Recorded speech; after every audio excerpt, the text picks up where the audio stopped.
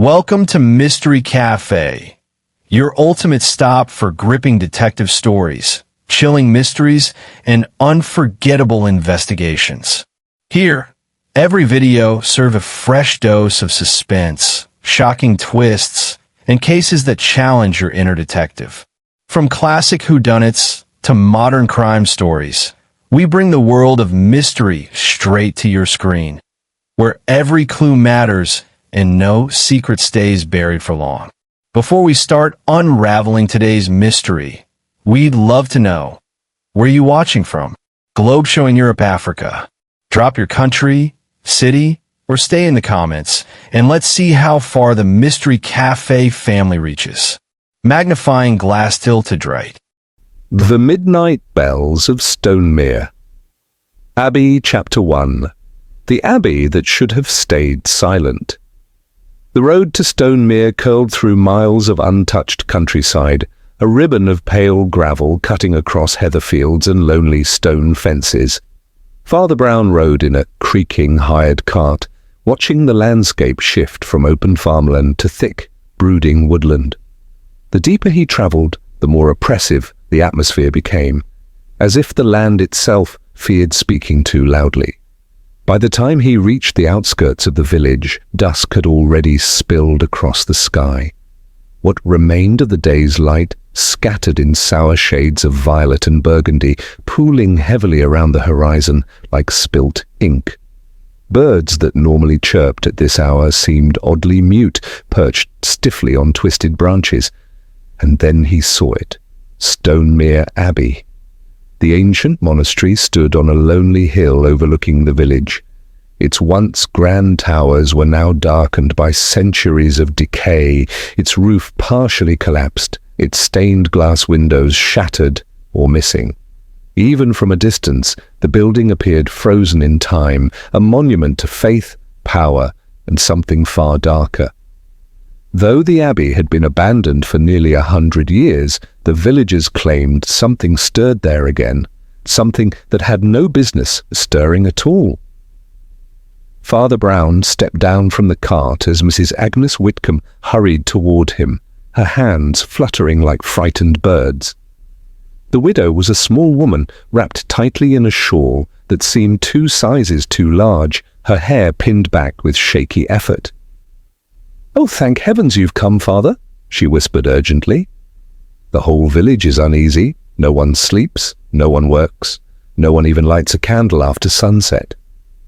Father Brown offered his warm, familiar smile as he adjusted his hat. "Calm yourself, Mrs. Whitcomb. You wrote about midnight bells?" Her eyes widened, a tremor passing through her. "Aye, last night, at the stroke of 12, the abbey bell began to ring." She pointed a trembling finger toward the looming ruin. "That bell hasn't chimed since my grandmother's day, and she swore it was rusted solid, impossible to move." Father Brown gazed at the abbey thoughtfully. "And you're certain it wasn't a gust of wind, a trick of the storm?" She shook her head fiercely. "No storm last night, Father, just a cold and dreadful quiet, until the bell tolled, loud as judgment." He didn't miss the way her voice broke at the last word. Before Father Brown could ask more, a stiff, heavy-set man in a rain-dark coat approached, a man with the unmistakable bearing of authority and annoyance. Inspector Lucius Finch. He had been reluctantly assigned to Stonemere after the village constable claimed witchcraft might be involved, something Finch had no patience for. "Father Brown," Finch said curtly, tipping his hat. "I presume Mrs. Whitcomb has filled your head with all sorts of nonsense." Father Brown chuckled softly. "Only observations, not conclusions." Finch snorted. "Observations? The abbey is abandoned. The only thing inside is a flock of bats and buckets of rainwater. Bells don't ring themselves." Mrs. Whitcomb retorted, "Then explain how the rope was swinging, Inspector. I saw it with my own eyes, and I heard footsteps near the cloister." Finch pressed his lips together. "Probably trespassers, mischievous youths, or drifters." Father Brown looked sharply at the inspector. "Have you investigated?" Finch bristled. "Of course I have. I found no tracks, no signs of forced entry, no footprints, nothing." This last word hung heavily in the air. He wasn't pleased about it. Father Brown turned his gaze once more toward the abbey. The sky behind it flickered with the last gasps of daylight, making the broken spire look like a jagged spear against the horizon. "Would you take me there?" he asked. Finch sighed dramatically, muttering under his breath about priests and superstitions, but gestured for Father Brown to follow. They walked the cobblestone path that led from the village to the abbey. Earlier generations had lined the path with lantern posts, but the lamps had long since rusted and bent, leaving only skeletal poles that leaned like mourners toward the earth. As they approached the abbey gate, an enormous arch of iron completely devoured by creeping vines, Father Brown felt a peculiar shift in the air.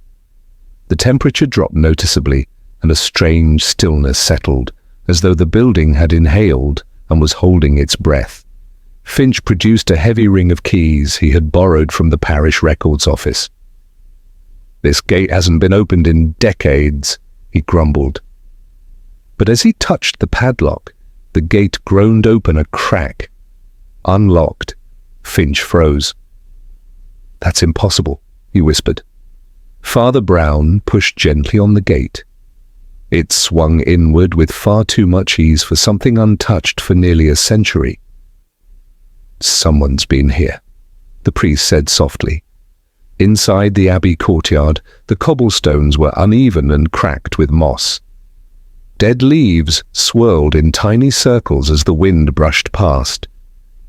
The fountain in the center, once beautiful, was now nothing more than a basin of dirty, stagnant water. Then Father Brown stopped walking. A long shadow moved behind the cloister's stone columns, a tall shadow, a human shadow. Finch tensed, hand instinctively reaching for his baton. "Who's there?" he barked. The shadow froze. For a heartbeat, the entire abbey felt alive, watching. Then just as suddenly the figure stepped out from behind the pillar, a man, tall, thin, wearing a ragged monk's habit. His face was hidden beneath a dark hood, and without a word, he turned and disappeared deeper into the abbey.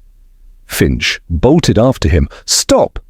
But Father Brown grabbed the inspector's arm. "Don't!" Finch spun. "Why not? That man is trespassing." Father Brown's voice was quiet and steady. "Because, Inspector, he knew we were coming. And he wanted us to see him." Mrs. Whitcomb's words echoed in his mind. The bells rang themselves.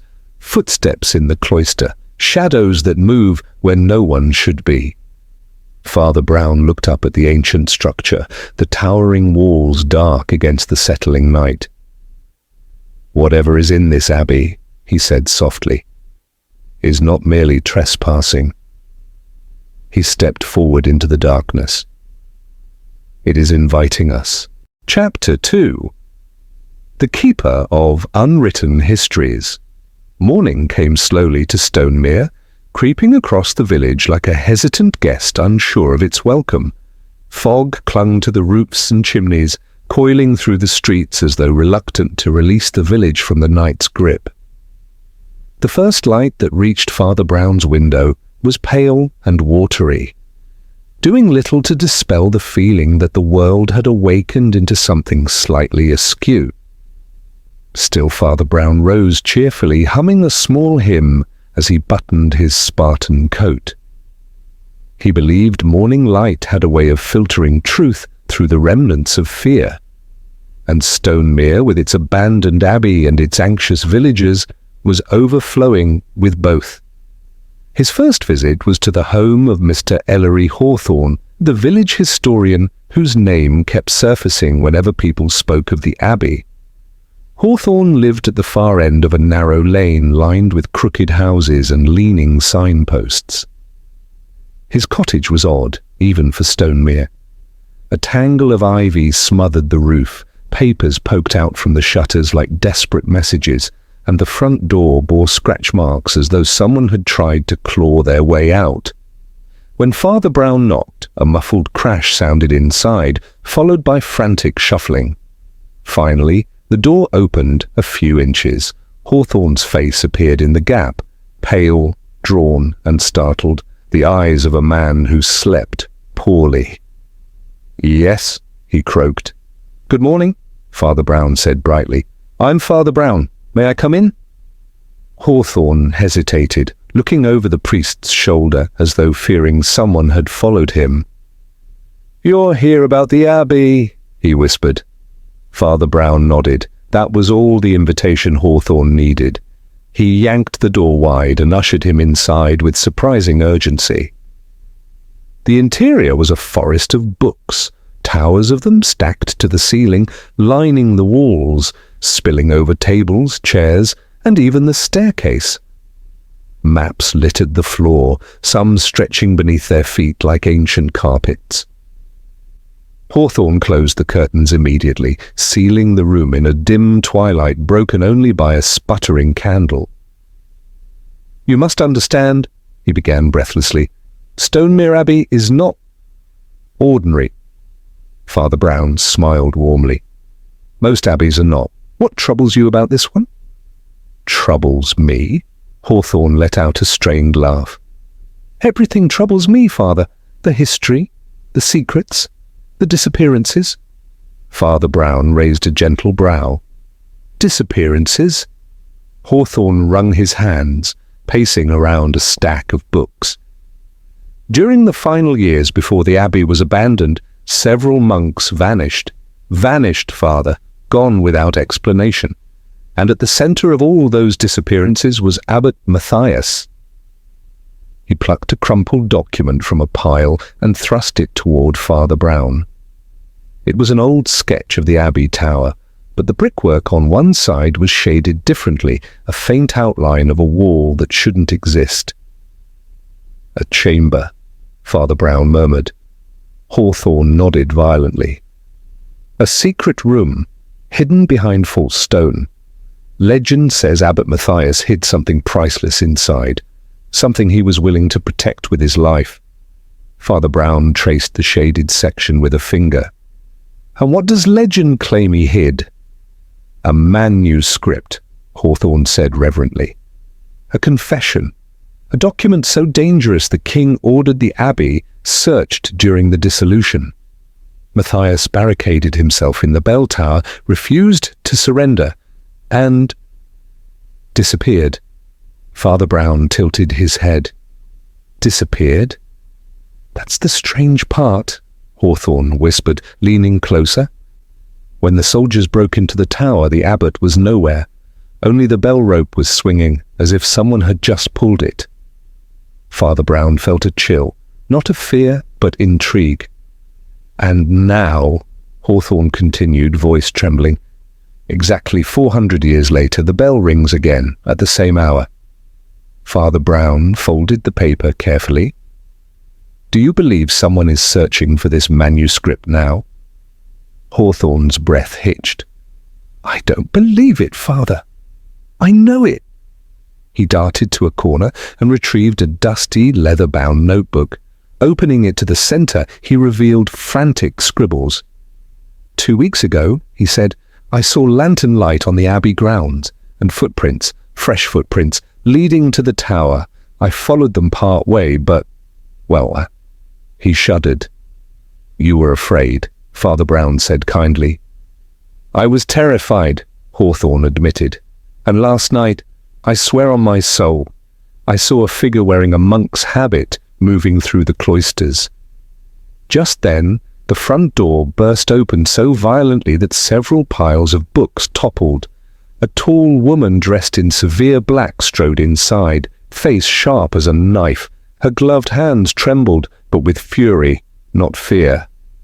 Evelyn Marchmont, the owner of Stonemere Abbey. "What foolishness are you feeding this poor man now?" she snapped, glaring at Hawthorne. Hawthorne shrank. I was simply—" "You were spreading lies," Evelyn hissed.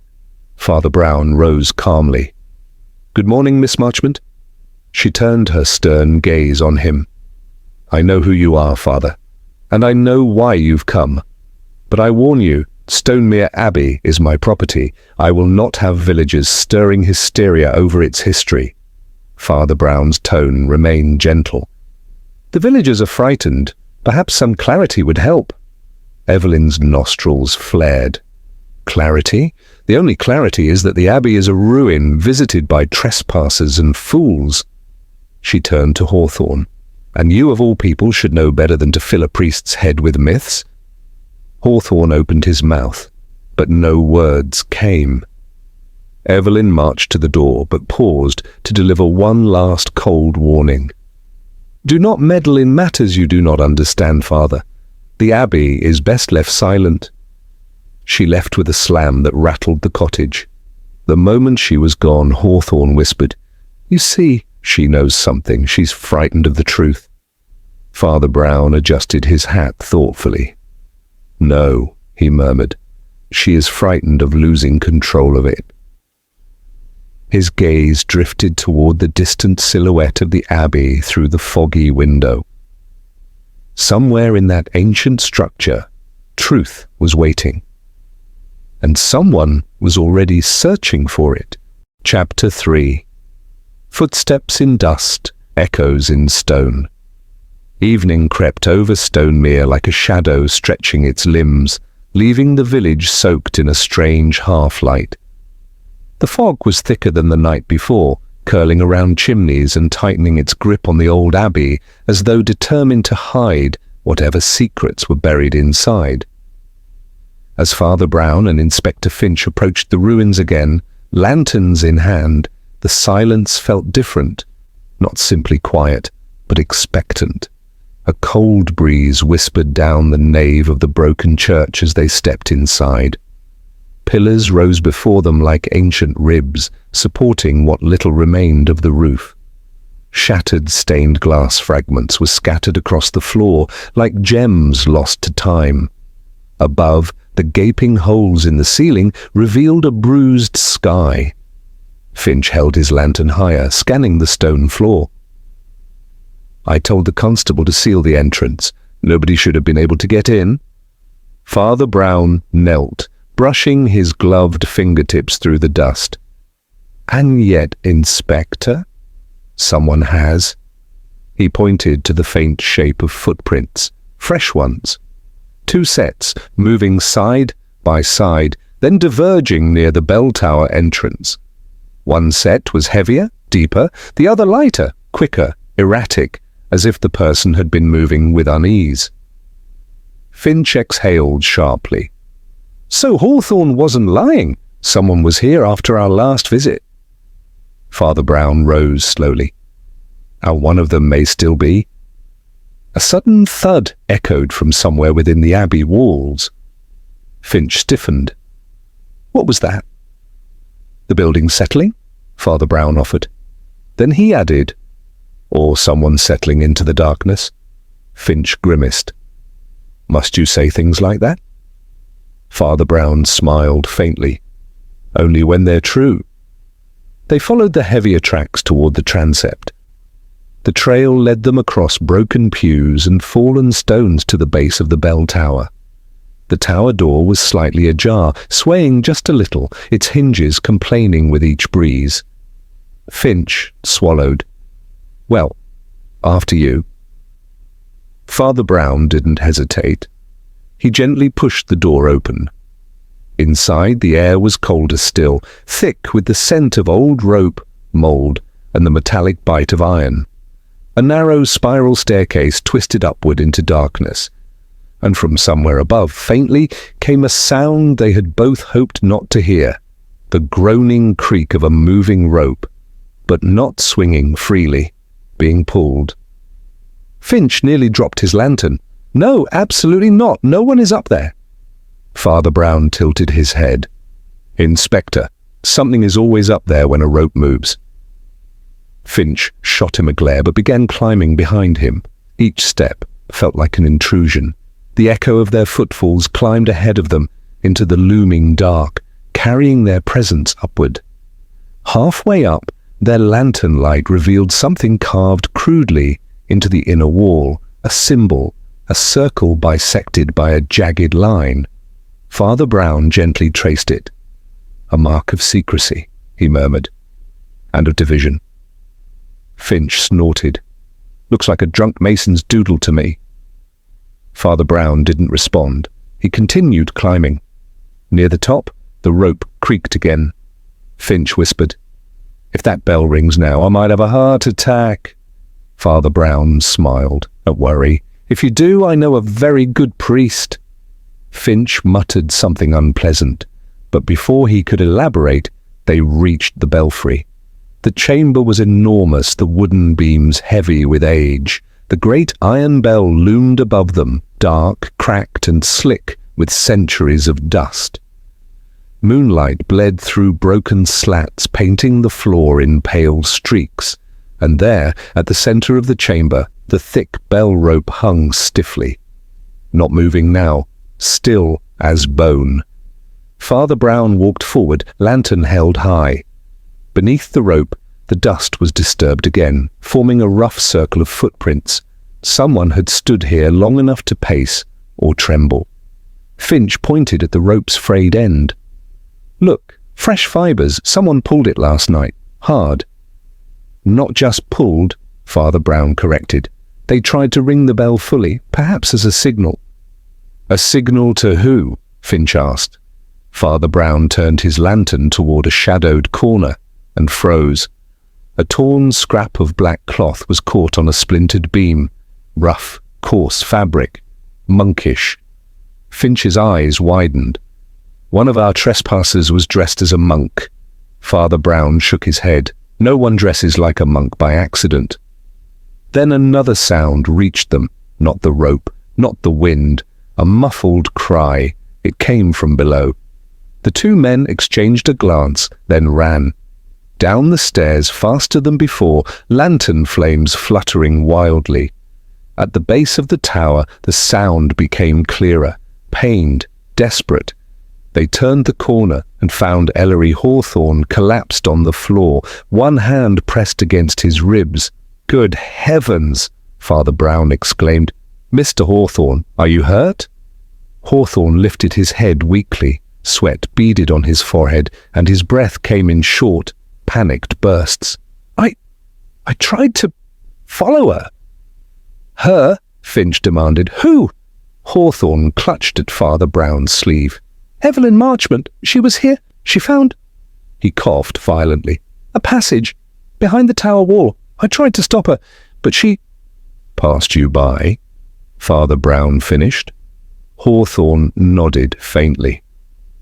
She knew where to look, like she'd seen it before. Father Brown looked at Finch. The shaded bricks in Hawthorne's sketch. Evelyn knew exactly where that chamber was. Finch swore under his breath. So she was following us yesterday, spying, and now she's hunting something inside these walls. Hawthorne tightened his grip on Father Brown. "Father, listen to me. She wasn't alone. Someone else is searching too. Someone in a hood." Father Brown felt a chill. "The figure we saw last night." Hawthorne gasped. "Yes, they both want the same thing." "The manuscript," Father Brown said. Before Hawthorne could respond, a powerful tremor rolled through the floor, ancient stone shifting under weight. Finch steadied himself. What was— And then the bell above them gave a single, deep, metallic groan. Not a ring, a warning. Father Brown turned toward the darkness of the eastern corridor. "Evelyn's found the hidden passage," he murmured. "And she is not the only one inside it."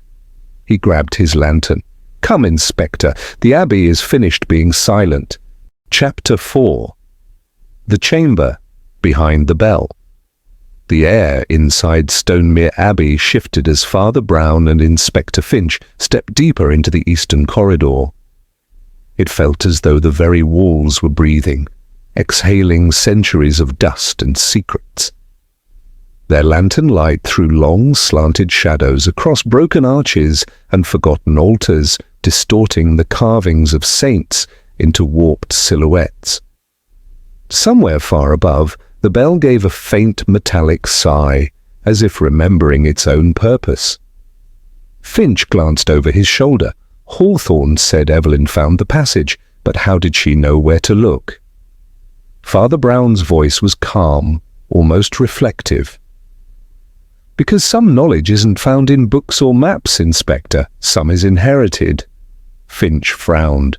Inherited?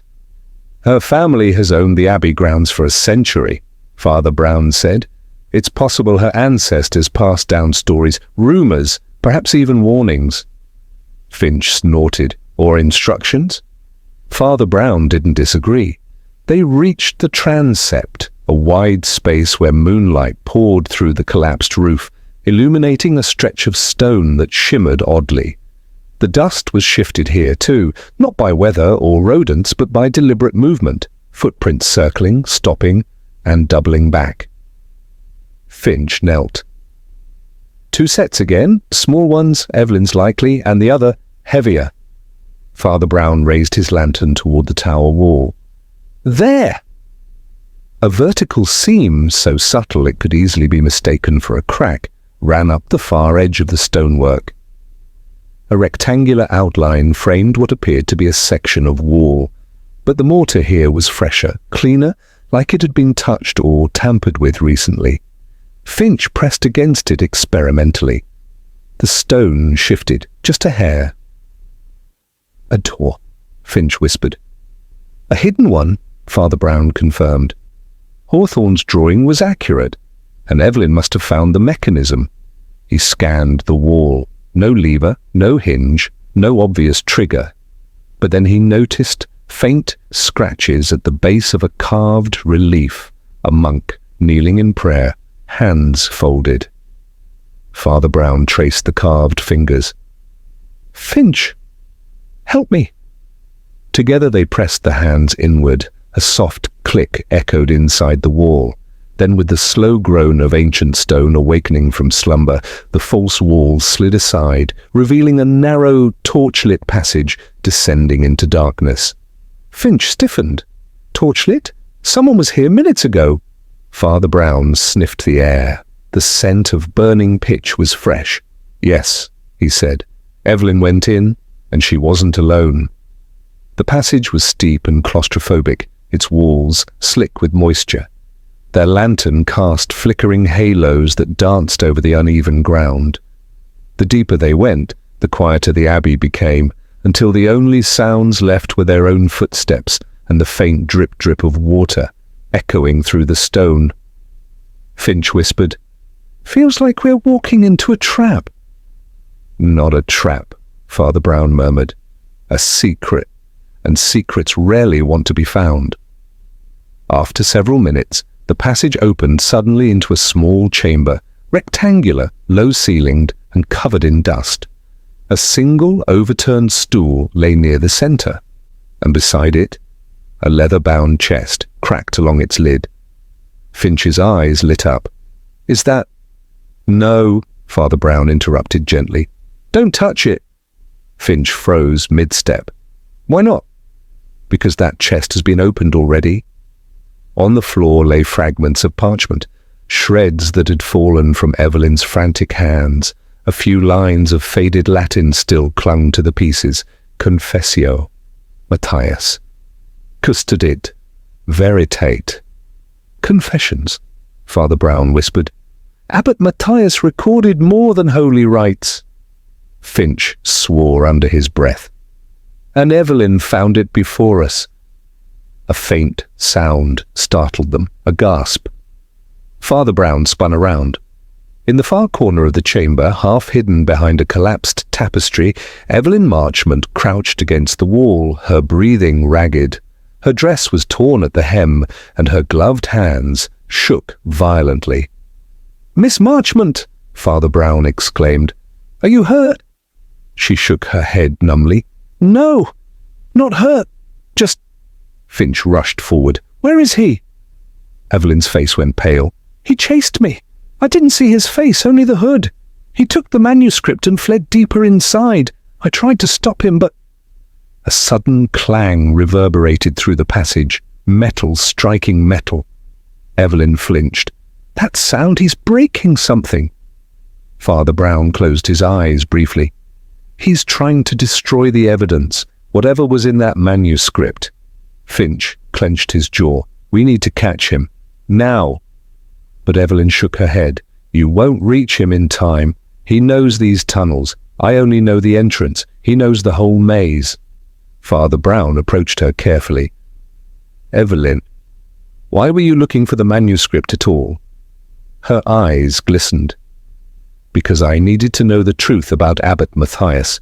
My ancestors always said he was a hero who protected the innocent. But the village whispers say otherwise. She swallowed hard. And I feared that if the manuscript revealed something terrible, something shameful, the Marchmont name would never recover. Father Brown reached out and gently laid a hand over hers. Truth does not destroy good families, he said softly. Only secrets do. Before Evelyn could answer, the passage trembled with another heavy clang. Closer now. Finch's voice grew urgent. Father, whoever took that manuscript is trying to seal the tunnel behind him. We'll be trapped if we don't move. The chamber vibrated as dust fell in thin streams from the ceiling. Evelyn rose shakily. There's another way out the monks used. A lower tunnel. It leads beneath the Abbey courtyard. Finch blinked. And you didn't mention that earlier? I only remembered when the wall started shaking, she retorted. Father Brown picked up their lantern. Show us. They followed Evelyn toward a narrow arch at the back of the chamber, half collapsed and nearly invisible behind old sacks of grain. Beyond it lay a smaller passage, low enough they had to stoop. But from somewhere deep within that black corridor came a sound that froze them in place. A footstep, then another, slow, intentional, not running, waiting. Finch whispered, He's ahead of us. Father Brown's voice was gentle, but solemn. Yes. He lifted the lantern, illuminating the darkness. And he wants us to follow. Chapter 5. The Man in the Lower Tunnels. The narrow tunnel descended steeply, each step echoing with the hollow groan of ancient stone. The air smelled of damp roots and forgotten centuries, tinged with something metallic, perhaps rust, perhaps blood. The lantern Father Brown held cast just enough light to shape the darkness into looming arches and wavering shadows, though every flicker made Evelyn flinch. Finch walked ahead, revolver drawn. When we catch him, he whispered, I swear I'm going to... Father Brown gently interrupted. Inspector, violence rarely persuades the guilty to speak. It only frightens them further into silence. Then perhaps silence is all he deserves, Finch muttered. Evelyn followed them closely, her breath shaky but determined. This tunnel was never meant for monks alone, she whispered. It was built as an escape route during sieges. My great-grandfather said it connected the abbey to the old orchard outside the walls. Father Brown nodded. Then our fugitive knows the path well. They continued down the narrow slope until the floor leveled into a broader chamber carved into the earth. The ceiling dipped so low that Finch had to stoop, and thick roots hung like ropes from above. At the center of the chamber lay a rusted iron grate, and beside it a freshly extinguished torch. He passed through here, Finch murmured, kneeling to touch the torch. Still warm? Evelyn stepped closer, peering into the grate. That leads to the lower crypts. They're older than the abbey itself. Father Brown inspected the iron bars. Some were bent outward, freshly bent. That is where he went, he said. Finch wedged his fingers between the bars and heaved. The old metal groaned but gave way just enough for them to squeeze through one at a time. The space below was colder, wetter, and so silent that even their breaths sounded intrusive. Carved stone alcoves lined the walls, each holding the crumbling remains of monks long forgotten.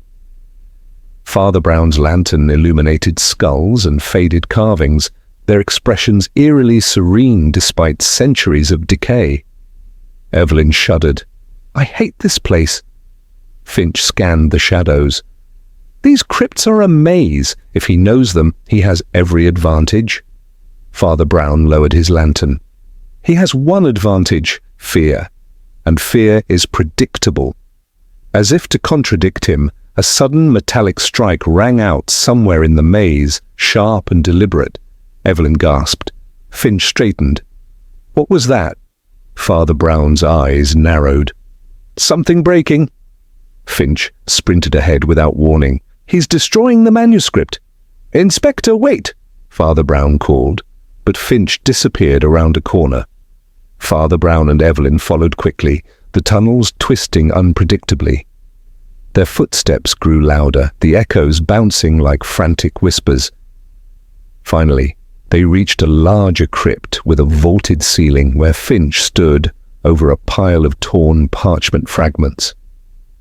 "He's destroying the pages one by one," Finch snarled. "He's trying to erase the abbot's truth entirely." Father Brown knelt beside the scraps. A few ink strokes remained, revealing only hints of Latin words. "He hasn't had time to burn them," Father Brown murmured. "He's ripping them because fire would draw too much attention." Evelyn's hand flew to her mouth. "Oh, Father, was there anything left?" Before Father Brown could answer, a quiet sound drifted from the chamber's far corner. Breathing, slow, deep, measured. Finch immediately raised his revolver. "Show yourself!" A torch ignited in the darkness. A hooded figure stood beneath an archway, his face concealed except for the edges of a jaw half covered by coarse stubble.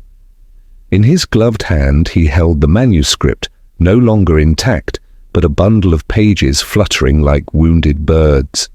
The man's voice emerged low and hollow. "I warned her not to come here." Evelyn stiffened. You're the one who chased me." "Not chased," the figure corrected. "Prevented. You were never meant to see what the abbots hid."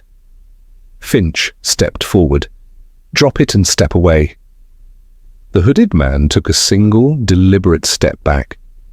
"You don't understand what this contains," he said, voice trembling with anger. "You've read only fragments, but I've read enough to know Abbot Matthias was not a saint." Father Brown raised a calming hand. "No man is a saint in his own lifetime. That is not the question. The question is why you wish to destroy the record rather than reveal it." The figure hesitated, chest rising and falling. Finally he spoke, almost in anguish, "Because the truth does not protect the innocent here. It damns them." Father Brown searched the man's voice, its timbre, its softness, its fear. Slowly he lowered the lantern, illuminating the man more clearly, and then Father Brown understood. "You're not protecting the Abbey," he said gently. "You're protecting someone else." The hooded figure froze. Finch blinked. "Protecting who?" The man's voice cracked, revealing a depth of hurt beneath. "My brother," Evelyn gasped. "Brother?" Father Brown nodded slowly. "Hawthorne." The figure's shoulders wilted. He pulled back his hood. It was Daniel Hawthorne, Ellery's younger brother, unseen in Stonemere for nearly a decade. Evelyn stepped back in shock. We thought you left the country." Daniel's voice was tight. "I did. And I returned. When I learned what Ellery was searching for, I knew he'd find the manuscripts, and I knew he'd uncover the final confession Matthias wrote." Finch lowered his revolver slightly. "And what's in that confession that scares you?" Daniel clutched the torn pages. "A betrayal, by our ancestor. One that helped the king's soldiers break the abbey, one that got several monks killed. If the village learns Ellery's research reveals our family's role, it will destroy him." Evelyn's mouth opened in shock. So you destroyed the manuscript to protect Illyri's reputation? Daniel nodded, eyes shining with unshed tears. He's fragile. You've seen it. He can't handle disgrace. Father Brown stepped forward, voice gentle as soft rain. Daniel, Illyri did not chase glory, he chased answers. You've mistaken his curiosity for ambition. Daniel's hands shook around the torn pages. I couldn't let him find out. Father Brown met his eyes. But now you see, your attempt to save him has placed him in more danger. Secrets don't shield the people we love, they poison them.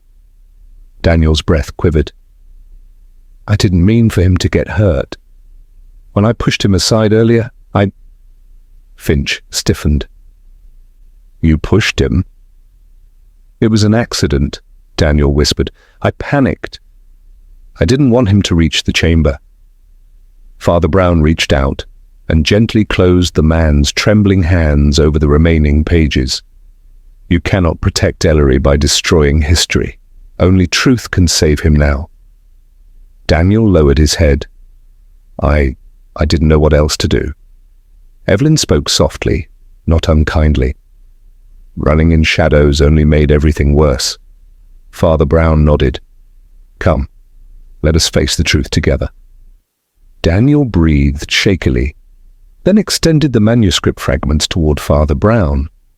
I'll tell everything. And just as he stepped forward, a booming crack echoed through the crypt. Dust rained from the ceiling. A structural beam somewhere above had snapped. Finch shouted, "The Abbey is collapsing, we need to move." Father Brown held the lantern high, shadows stretching wildly across the stone. "Quickly," he said, "take the lower tunnel toward the orchard." And behind them, the ancient walls of Stonemere Abbey shuddered. The truth was ready to break free. Chapter 6. The Collapse and the Confession. The instant the ceiling groaned, a tremor rippled through the crypt floor, subtle at first, like a sigh escaping ancient lungs, but then growing into a violent shudder. Dust cascaded from the vaulted ceiling in pale clouds. A stone cracked sharply overhead, echoing like thunder. Finch cursed. "Move! Now!" The lantern swung wildly in Father Brown's grasp, throwing chaotic streaks of gold across the tunnel walls as the group broke into a run. Evelyn clung close behind him while Daniel stumbled forward, gripping the manuscript fragments against his chest as if his soul depended on them. The crypt corridor that had seemed long before now felt endless, a narrowing throat of stone ready to swallow them. Each vibration sent small rocks skittering underfoot. The dust that filled the air made breathing difficult. Father Brown urged gently, "Stay together. No panicking, please." "Easy for you to say," Finch snapped, dodging a falling pebble. "Priests don't usually die under abbeys." Father Brown managed a faint smile even while running. "We must all do something for the first time, Inspector." A slab of stone crashed behind them, sealing the chamber they'd just fled. Evelyn shrieked and stumbled. Daniel grabbed her arm to steady her. "This way! The orchard tunnel is ahead!" The tunnel twisted sharply, narrowing to a low-cut passage where roots slithered through the walls like skeletal fingers. The dim lantern barely illuminated more than a few feet ahead. Father Brown could hear the structure above groaning, a deep, ancient sound, as if the Abbey finally surrendered to its centuries of burden. "We must hurry," he murmured. "This place won't hold." Finch climbed over a fallen pillar fragment and shouted back, "The orchard exit should be near. Daniel, guide us." Daniel swallowed hard and pointed into the darkness. "Just beyond this bend." They rounded the corner and stopped. The tunnel ahead was barred by a heavy iron gate, half collapsed, half rusted, but unmistakably blocking the path. "No," Daniel whispered. "It was open last time. I swear it was open." Finch kicked the bars. They rattled but held firm. "We're trapped." Father Brown stepped forward calmly. "Inspector, panicking has yet to open a gate." Finch shot him a look. "And prayers?" "Occasionally." But instead of praying, Father Brown bent to examine the hinge. The bars weren't welded shut. They were clogged with centuries of soil. "The mechanism is jammed," he observed. "It was meant to slide upward, but erosion has sealed it." Daniel grabbed the bars. "I'll lift it." Evelyn grabbed his arm. "It's solid iron, you'll injure—" But Daniel pulled anyway, muscles shaking, teeth clenched in desperation. The gate groaned, rising a fraction, just enough for Father Brown to place his lantern beneath it. "Good," Father Brown said. "Again!" Finch joined Daniel, both men heaving with raw force. The bars lifted inch by inch. At last the gap was wide enough for one person to wriggle through. "Evelyn first," Finch ordered. Evelyn hesitated. "But go!" Finch barked. She bent and slid under the gate, scraping her shoulder on the rough stone. Father Brown followed next, landing on damp earth. Daniel squeezed through after him, leaving Finch as the last man on the collapsing side. The moment Finch ducked under, the weakened structure above gave way entirely. With a deafening roar, the gate dropped behind him, slamming into the ground and sending dust billowing through the tunnel. They had escaped the collapse by seconds. Evelyn coughed violently, leaning against a root-covered wall. That was horrifying. Finch wiped sweat and grime from his brow. That was the devil's own game. That was— "No," Father Brown said softly. "Just an abbey overdue for repair." Then he turned to Daniel, who stood silent, shaken, fragments of the manuscript still clutched tightly. "You saved her," Father Brown said quietly. "And us." Daniel looked down. "I didn't mean for any of this to happen. I only wanted to protect Ellery. He's so fragile. He has always been." Father Brown approached him gently. "Your intentions were born of love, not malice. But fear is a poor architect of decisions." Daniel's eyes were haunted. "If the manuscript becomes public, the village will point to Ellery's lectures, his books, his obsession with the Abbey, and they'll assume he uncovered our family's role. He won't survive that shame." Finch, catching his breath, said sharply, "Your family's ancestor helped the king's soldiers force their way in and kill several monks, yes. But Ellery had nothing to do with that. He's not to blame for someone else's sins." "But people don't think like that," Daniel insisted, voice shaking. "Rumors do, whispers do, history does." Evelyn stepped forward cautiously. "Daniel, we all have ancestors who made mistakes.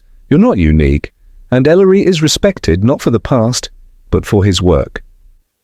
Daniel trembled. "So you all believe if I turn myself in, Ellery will be spared?"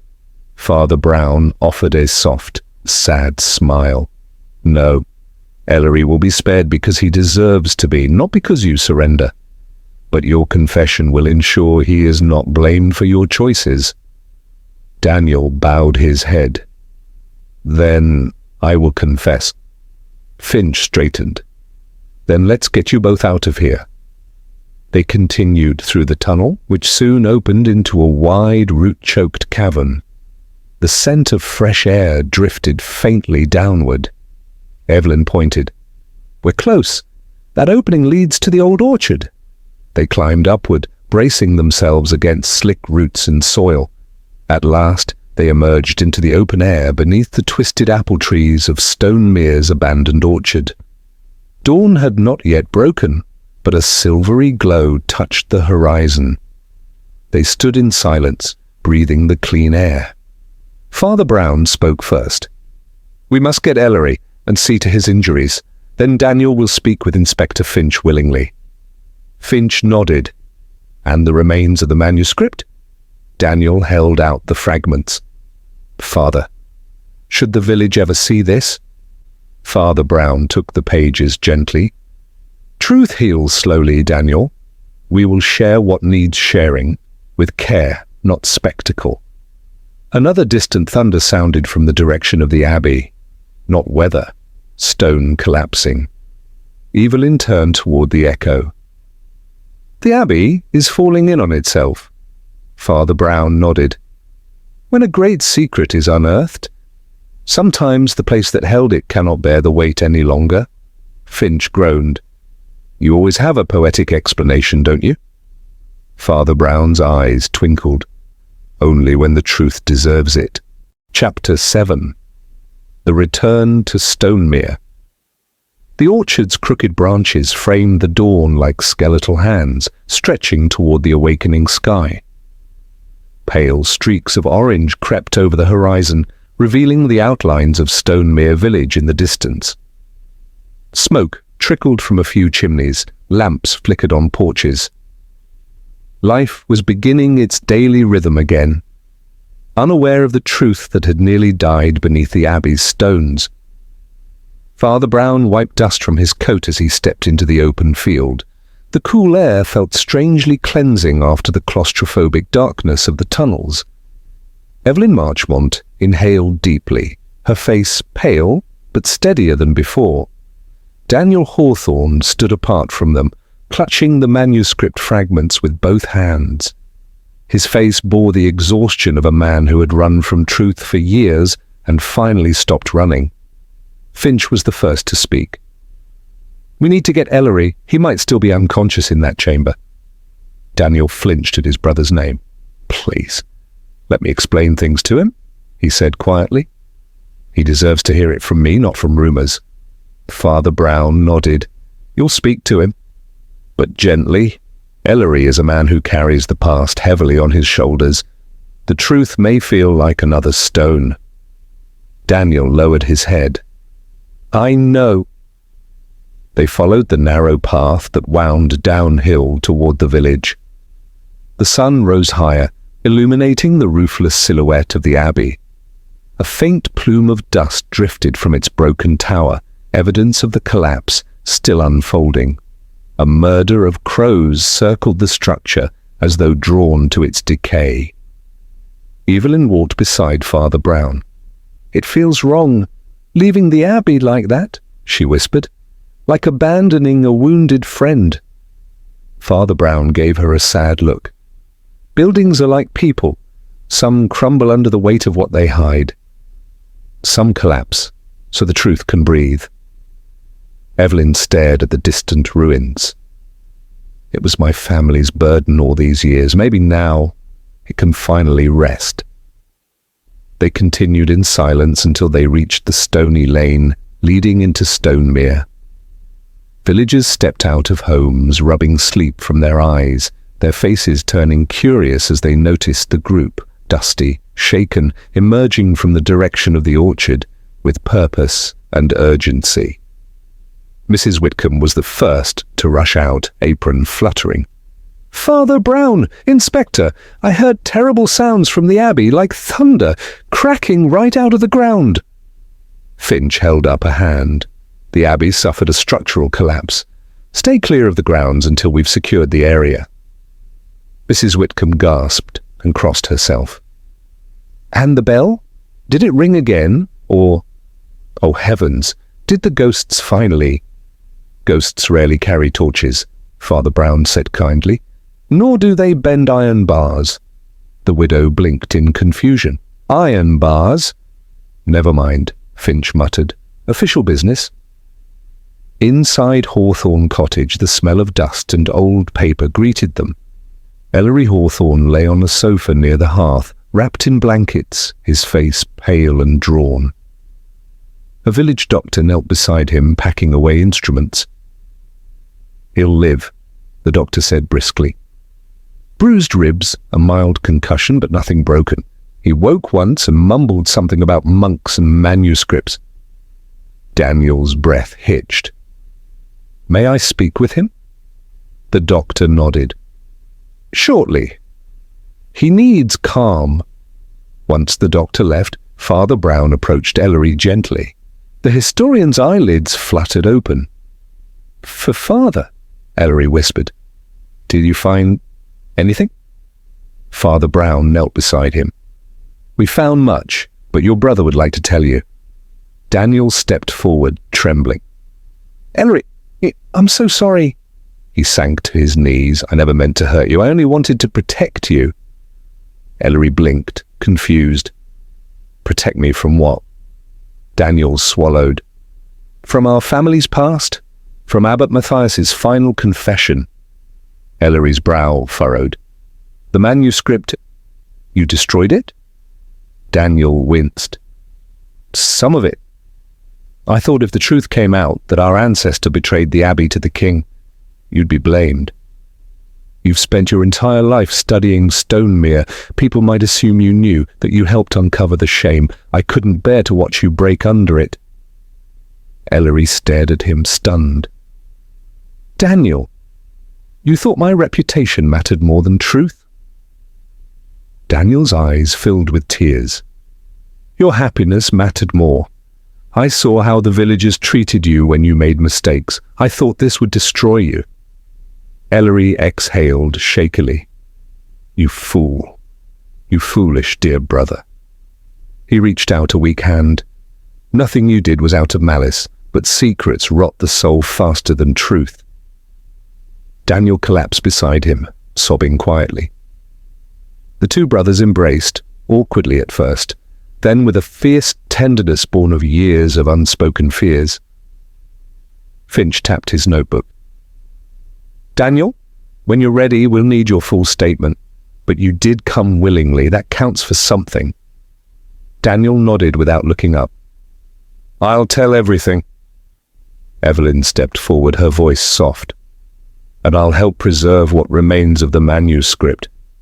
Not to glorify the past, but to learn from it. Stonemere deserves honesty." Father Brown smiled approvingly. "Then perhaps the Abbey's last secret will do some good after all." A knock sounded at the door. A constable entered, panting. "Inspector, something you should see. The bell, it's swinging again." Finch stiffened. "What? The place should be empty." But Father Brown gently shook his head. "The tremors from the collapse likely dislodged the bell. It may settle on its own." The constable swallowed. "But, sir, the bell didn't ring. It only swung, and the rope. It moved like someone pulled it." Even Finch fell silent. Father Brown's eyes softened with quiet certainty. "Then perhaps the Abbey is simply saying goodbye." A hush fell over them. Outside, dawn light spread across Stonemere. The villagers paused in their morning routines, listening, as the heavy bell rope slowly unwound and came to rest at last. No ghostly echo followed it. No haunting toll, just silence, a peaceful one. Stonemere Abbey, after centuries of secrets, had finally found rest. And for the first time since arriving, Father Brown allowed himself a long, deep breath. But he also knew one truth more clearly than anyone. When a bell chooses not to ring, it is not silence that follows, but the start of a new story. Chapter 8. The Truth That Outlives Stone. Morning mist drifted across Stonemere like a veil being gently drawn aside, revealing a village on the edge of something unfamiliar. Peace. The collapse of the Abbey had caused no casualties beyond a few startled crows and an avalanche of dust. The villagers gathered at a respectful distance from the ruins, speaking in hushed tones, as though the old stones still held the power to hush them. Father Brown stood at the crest of the hill overlooking the rubble. The once majestic facade of Stonemere Abbey now lay in jagged pieces, its tower cracked open like an enormous egg. Light filtered through gaps where stained glass windows once glowed. Not a single bell toll echoed from within. The Abbey had silenced itself. Finch joined him, chewing an unlit pipe stem out of habit. "I suppose every ruin has to become a proper ruin eventually." Father Brown tilted his head thoughtfully. "The Abbey didn't collapse because it was old. It collapsed because it held too much truth, and truth has a way of breaking what tries to cage it." Finch groaned. "You and your metaphors, Father." They're not metaphors, Father Brown said softly. They're observations. Footsteps crunched up the path behind them. Ellery Hawthorne approached, still pale but walking unassisted. His brother Daniel remained at the bottom of the hill, giving him space. Father Brown, Ellery said quietly, I want to thank you. Not for saving me, but for saving my brother. Father Brown smiled kindly. Daniel saved himself the moment he stopped running. I only helped him face the direction he was avoiding. Ellery's voice wavered. I spent my life studying history, yet I never imagined I was living in the middle of it. We all are, Father Brown said. History is not what was written, it's what is lived. Ellery nodded. I want to restore what's left of the manuscript, at least the parts Daniel didn't destroy. People deserve to know the truth about Abbot Matthias. Father Brown folded his hands behind his back. Yes, but carefully. The truth must be told, not weaponized. Finch puffed on his empty pipe. You're both forgetting something important. That manuscript is evidence, as is Daniel's confession. The law doesn't deal in poetry, Father. No, Father Brown agreed, but it does deal in intent. Daniel acted out of fear, not malice, and he came willingly. He looked meaningfully at Finch. That counts for a great deal. Finch sighed. I'll speak with the magistrate. Maybe he'll show leniency. Thank you, Ellery whispered. Just then, Evelyn Marchmont climbed the hill toward them. Though her eyes were red and her clothes dusty, she walked with a new steadiness, as if the burden of generations had finally lifted from her shoulders. She gazed at the fallen abbey, voice soft. My family kept this place locked in the dark, unsure whether its secrets were sacred or shameful. But secrets don't protect legacies. They distort them. Father Brown nodded. Your ancestor was neither saint nor villain. He was a man caught between loyalty and terror. His confession reveals that. Evelyn looked at him sharply. You read it? Only the fragments Daniel gave me, Father Brown said. Just enough to see his humanity. Finch crossed his arms. Humanity didn't prevent soldiers from killing monks. No, Father Brown said gently, but fear did. And fear is the root of many tragedies. Evelyn stared down at the ruins, her voice trembling. I want to rebuild, not the abbey itself, it has earned its rest, but the chapel beside it, a place for reflection, a place where our village history can be preserved honestly. Father Brown smiled warmly. A noble idea. A chapel is not for hiding the past, but honoring it. Finch frowned. And the bell? Leave it buried, I hope. But Father Brown turned back toward the broken tower, where the bell lay half exposed under beams and stone. Its metal shell was cracked, weathered by centuries of wind and rain, yet strangely dignified. No, he said softly. The bell should be placed somewhere the village can see it, a symbol of what once was and what nearly was lost. Evelyn nodded. Then let it remain silent, but visible. Father Brown's eyes twinkled. Bells never remain silent forever. But when they choose to ring again, it should be for joy, not warning. Finch muttered. Let's hope it doesn't develop a taste for midnight. Later, that afternoon, Daniel Hawthorne stood outside the constabulary, awaiting transport to the magistrate's hall in the next town. His wrists were not bound. Finch felt it unnecessary. Father Brown approached him slowly. Daniel swallowed hard. I'm ready, Father. Father Brown placed a hand on his shoulder. Courage is not the absence of fear. It is the decision that truth matters more. Daniel nodded, tears forming. Ellery forgave me. He loves you, Father Brown said. That is the strongest truth of all. Finch came forward. Time to go, but don't look so grim, Hawthorne. The magistrate's a fair man, and your cooperation will be noted. Daniel took one last look at the village and allowed himself a small, sad smile before stepping into the constable cart. Evelyn watched from a distance. "Will he be all right?" Father Brown nodded. "Truth rarely destroys. It heals, even if slowly." Ebbing as the sun dipped low, Father Brown walked alone toward the orchard path where it all began. The trees rustled gently in the breeze, no longer ominous, but almost comforting. He paused beneath an ancient apple tree, its trunk twisted, its branches heavy with blossoms. "Strange," he murmured aloud. "The abbey fell, yet the orchard blooms." Behind him, Finch called out, "Talking to trees now, Father?" Father Brown chuckled. "They listen better than some inspectors." Finch joined him beneath the tree. "You leaving tomorrow?" "Yes," Father Brown said. "Stonemere has made peace with its ghosts." Finch smirked. "Good. Maybe now I can sleep without dreaming about falling ceilings." Father Brown studied the horizon. "And what about you, Inspector? Did Stonemere change you?" Finch cleared his throat. "Maybe. Maybe I understand now that history isn't dead. It reaches forward." Father Brown smiled. "As long as someone listens." The two men stood in silence as the final rays of sunlight kissed the abbey ruins. A soft breeze passed through the trees, and for the first time in centuries, the village of Stonemere exhaled,